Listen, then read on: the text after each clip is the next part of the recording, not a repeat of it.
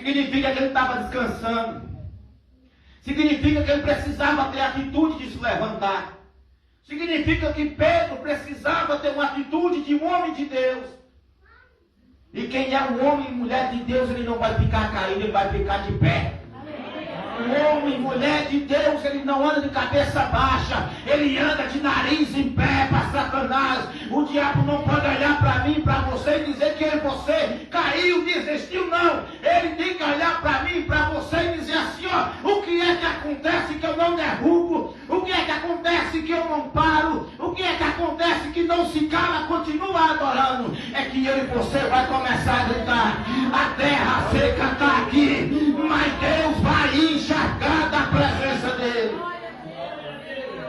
Deus, ele começa a falar com Moisés: Moisés, levanta, para de clamar, meu filho, não chora mais.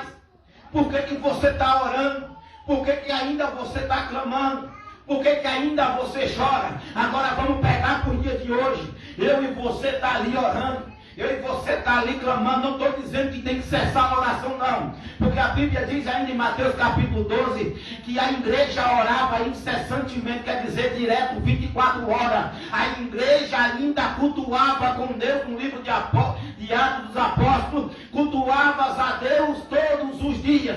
O culto é 3 vezes da semana e muitas vezes a gente não consegue vir 2 dias seguidos. Nós estamos orando. Estamos buscando. Aonde Deus ele começa a dizer: Moisés, se você não levantar, eu não abro o mar. Se você não levantar, eu não vou operar milagre.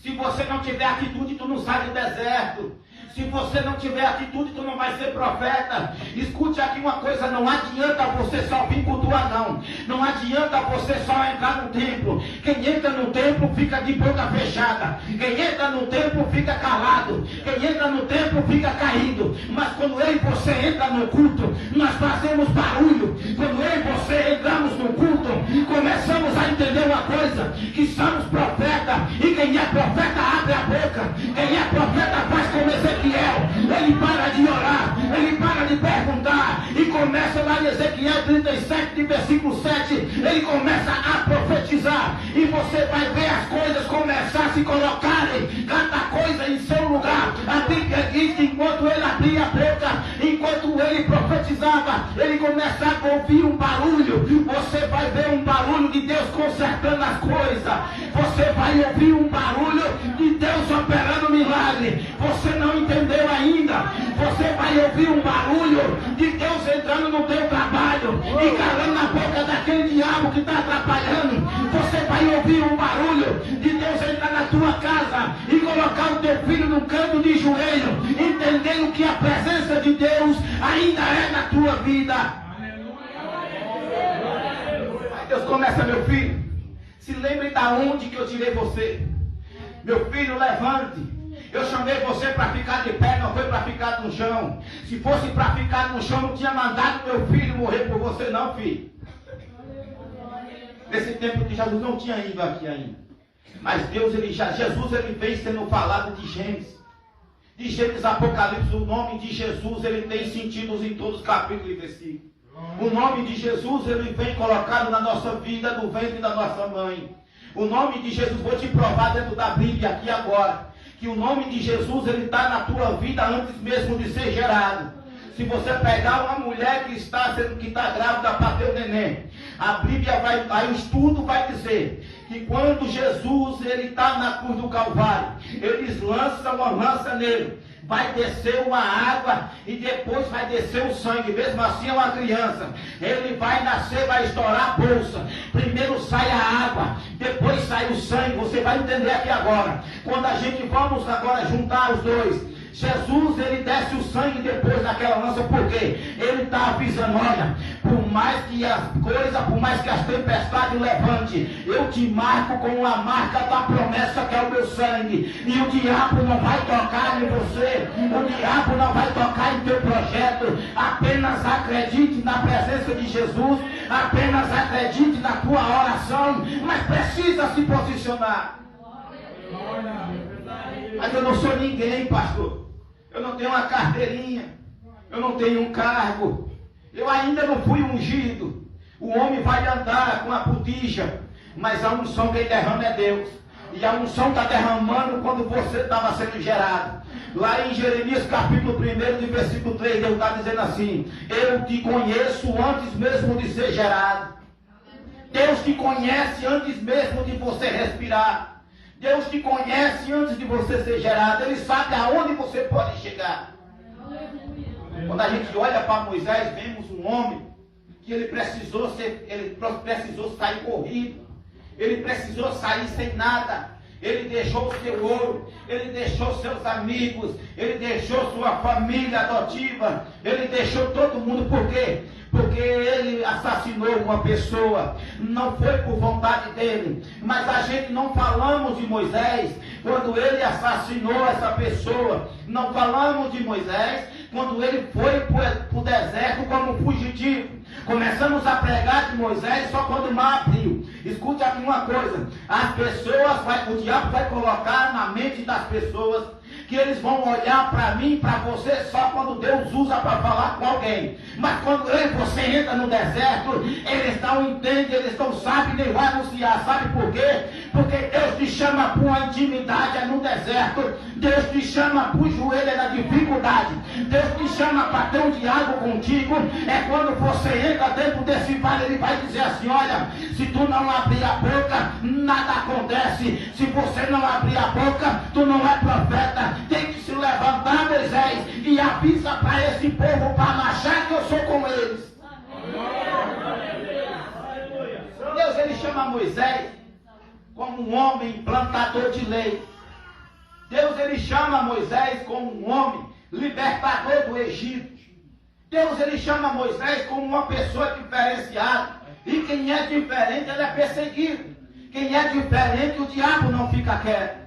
Quem é diferente, quem veio para fazer a diferença, o diabo não vai ficar quietinho não. Sabe por quê? Quem é diferente, ele é notado. Já viu uma coisa? Quando você chega em um canto, todo mundo te nota.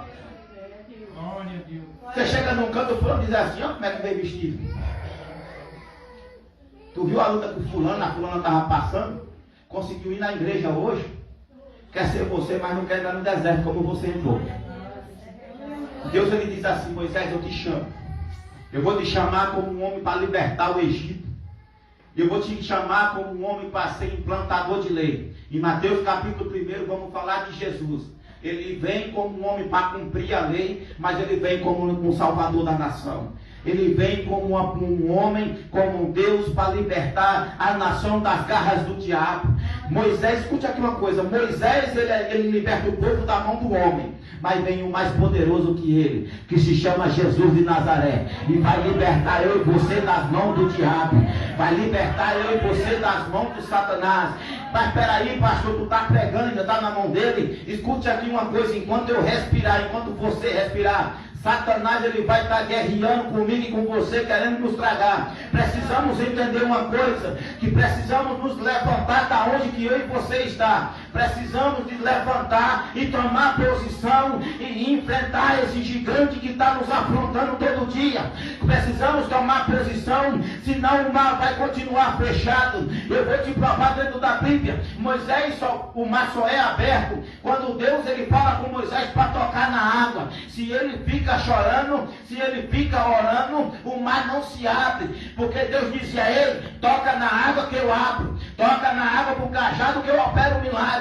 E quando ele toca na água, Deus começa a derramar a graça sobre aquele povo. Aquele povo vai seguindo em frente, aquele povo vai seguindo para atravessar o mar. Aí a Bíblia vai me dizer que Moisés começa a conversar com o povo que estava seguindo ele, e o povo começa a dizer assim: Moisés, aquele povo de Faraó está nos seguindo. Moisés começa a falar com Deus no meio da turbulência, e Moisés começa a dizer assim: Deus, o povo de Faraó, os soldados de Faraó continuam nos perseguindo. Quando a Bíblia fala de perseguição, significa que está atrás, e o que ficou para trás você não pode trazer para a tua frente, porque senão vai te atrapalhar você atravessar o mar vermelho. Escute aqui uma coisa: não tem que entrar no Facebook do teu ex, não tem que entrar no Facebook de quem já passou pela tua vida, não tem que entrar nas redes sociais de quem brigou com você para querer saber como é que anda.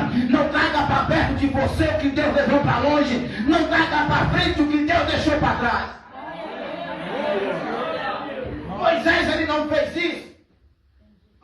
continuou em frente. Moisés continuou marchando. Moisés continuou entendendo uma coisa, que o crente que olha para trás é como o crente Pedro. Pedro, ele sai do barco, dá 3 passos na água e olha para trás. Crente que olha para trás é crente que afunda. E vai afundar no teu passado. Vai afundar nas afrontas. Quando Pedro olha para trás, vê ali pessoas que estavam xingando. Vê pessoas que não queriam que ele andasse. Vê pessoas que não pegavam na mão dele para levantar. Ele começa a ver um passado onde as pessoas olhavam para ele e via um simples pescador. Mas quando Jesus olha para mim, para você, ele vê um grande profeta. Ele vê uma pessoa diferente. Jesus olha para Pedro e diz assim: eu vejo um grande ministério. É tanto que Pedro e Tiago batizou tanta alma, ganhou tanta alma para Jesus, que Satanás, ele usou Herodes para fazer reunião, para querer matar Pedro e Tiago. E quando começam a orar, Pedro e Tiago ali, Tiago diz assim: Pedro, meu ministério aqui deu. O meu ministério já pode ficar por aqui, porque eu entendo que é a hora que Deus precisa me levar, por isso que Ele permitiu. Escute aqui uma coisa: o crente crente Tiago é crente que morre cedo na fé, mas o crente Pedro é crente que persevera. O crente Pedro é o crente que continua lutando. O crente Pedro é o crente que questiona quando ele está no chão. E Pedro fala: enquanto eu respirar, eu não morro aqui. Tiago é entregue a Herodes no outro dia ser Pedro. E Pedro está lá deitado. Pedro tinha que ser Pedro, né? Se não fosse para desaforar desse jeito aí, não era Pedro. O cara está preso para ser morto. Satanás tinha preparado a morte dele. Ele deveria estar orando, né? Mas não, ele toma uma atitude. Se eu sirvo a Deus, eu vou descansar nele. Se eu sou profeta dele, não tenho que me preocupar. Se eu sou profeta de Deus, da mesma forma que eu sou profeta na vida das pessoas, eu tenho que ser na minha. Lá em Jó está dizendo: você é provocador de milagre. Jó está nos ensinando: você é provocador de milagre. Então você não pode aceitar a derrota. Você não pode aceitar o calabouço. Você não pode aceitar o deserto. Porque quando Moisés ele não aceita o deserto, ele toca na água. E quando ele toca na água, algo extraordinário vai acontecer. Os pregadores começam a bater na Bíblia. Você já viu isso? Começa a bater. Já viu isso? Já viu, já? O que é que significa isso aqui? Direcionado pelo Espírito. O fruto do Espírito Santo está aqui, está lá em Gálatas. Se eu bater na palavra de Deus, eu estou batendo no Espírito. Então não bata na palavra de Deus, não bata no Espírito. Traga ele para perto de você, abrace o Espírito Santo. Faça a Bíblia de travesseiro, faça a Bíblia de seu melhor abraço, abrace ela. Porque ela não vai te matar, ela vai te dar vida. Ela não vai te derrubar, ela vai te levantar. Ela não te condena, ela te salva. Ela não deixa você de boca fechada, ela começa a abrir e dar novas palavras na tua boca. A Bíblia faz isso em nossa vida. Eu vi um pregador dizer assim, uma pessoa que eu conheci assim: mas pastor, a Bíblia é um estilo de vida. Vai pensando que é. Estilo de vida eu posso trocar a qualquer momento. Um estilo de vida eu posso modificar a qualquer momento. Mas a palavra de Deus só tem uma só. Para ganhar a salvação, tu tem que servir a Jesus e renunciar a você mesmo. Para ganhar a salvação, tu tem que lutar a força, como a Bíblia diz. Para começar a ter presença de Deus na tua vida, tem que ter joelho no chão. Mas para abrir o mar, eu tenho que ter a atitude de me levantar e seguir. Para abrir o mar, eu tenho que me levantar. Se eu não me levantar, a muralha não cai. Se eu não tiver atitude de gritar, a muralha continua de pé. Se eu não tiver atitude de mesmo sangrando e ir até Jesus, nada vai acontecer. Vou continuar sangrando. Vou passar mais 12 anos sangrando, não. Eu vou começar a ter atitude. Está na hora de bater a poeira do joelho e cantar o hino da vitória, igreja. Está na hora de você entender uma coisa, que não é só orar, mas tem que guerrear também. Está na hora de bater a poeira da luta, porque você vai entrar no palácio e vai sentar na mesa junto com o rei. Aleluia. Deus, o que Ele tem para a tua vida, o diabo não vai parar. Quando Deus ele começa a falar com Moisés, Quantas pessoas não criticaram? Quantas pessoas... Teve um rapaz que ele chegou comigo falando assim. Teve uma mulher que foi declarada santa. Aqui que disse que deixou uma carta para o marido. Para cuidar do filho. Que disse que ia estar lá orando. Cuidando dele lá. Não tinha morrido. E disse que foi declarar santa. Eu perguntei para ele. Ele disse: "E aí, Ana? É santa?" Ele: "Como assim, Ana?" Ana, ela não só orou, mas fez um voto. E quando ela faz esse voto, ela dá seu filho para a obra de Deus. Ela cumpre uma promessa que fez a Deus. Ela cumpre algo que fez a Deus, que jamais uma navalha tocar na cabeça da criança. E ele ia devolver a criança para a obra de Deus quando nascesse. Ele diz assim: "Eu não sei não." Eu digo: "Então tá. Moisés foi santo, Moisés abriu o mar. Abraão foi santo, Abraão ele ia sacrificar seu próprio filho a Deus." Santo, meu irmão, só se chama Jesus. E esse Jesus, ele tem vida. Precisamos entender uma coisa, que o meu Jesus, o seu Jesus, ele vive, ele fala, ele guerreia, ele é general de guerra, ele é cordeiro. Ele foi para a cruz e disse: "Está consumado o meu pecado e o teu." Qual é a santalhada que tem aí que foi para a cruz do Calvário? Que diz que o meu pecado e o teu está consumado. Que a dívida está paga. Qual é o santo que saiu, que ressuscitou no terceiro dia? E deixou o lenço dobrado, dizendo assim: "Olha, como é o meu costume, da minha raiz, da minha descendência, que eu sou judeu, está dobrado o lenço, é porque eu vou voltar para o meu povo." Não tem. Não tem, igreja. Confie em Jesus, não confie no que o homem fala. Não confie no que eu falo, não. Vá para o joelho para ver se Deus está falando contigo.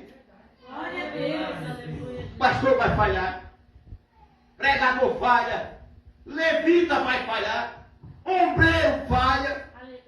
Mas quem disse que Jesus falha na tua vida? Quem disse que Jesus vai falhar quando ele entra na tua história? Você já viu que eu sou um homem, eu posso começar uma obra, eu posso começar um propósito, eu posso parar, eu posso cansar, a carne pode me parar. Muitas vezes eu e você chega dentro da igreja arrastado, agarrado pelo Espírito e trazido à força, porque não conseguimos mais andar no deserto. Estamos 40 anos sofrendo no deserto. Não temos mais força nem para abrir a boca para adorar. Viemos se arrastando de cabeça baixa, entendendo que só Jesus ele pode transformar a nossa vida. Glória a Deus. Glória a Deus. Nós podemos parar, mas Jesus não para naquilo que ele começa. Glória a Deus. Jesus ele não vai parar naquilo que ele começou na tua vida. Quando ele começa algo na tua vida, ele vai até o fim. Sabe por quê? Porque ele é o alfa, ele é o ômega, ele é início, ele é o meio, ele é o fim, ele é o pé, ele é o meio, ele é a cabeça da igreja. Ele é o corpo da igreja. Jesus ele veio na terra como algo que simbolizava o céu. Jesus ele veio como um fundamento para ligar nossa vida com Deus.